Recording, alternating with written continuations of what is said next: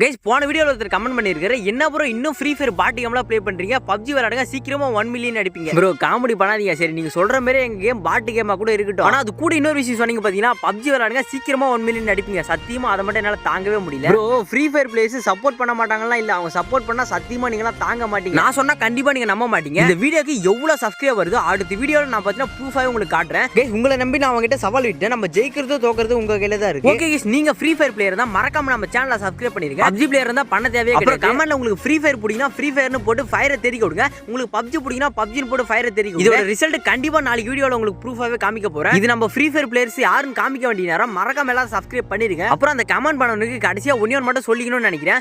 இங்க நான் தான் ராஜா அண்ணே. என்னதான் கோடி கோடியா பணம் இருந்தாலும் சொத்து குவிஞ்சு கிடந்தாலும் ஆள் போல அதிகார போல அவ்வளவு ஆடி காரை வச்சிருந்தாலும் அவங்கிட்ட இருக்கிற ராஜான்ற பட்டத்தை மட்டும் உன்னால வாங்க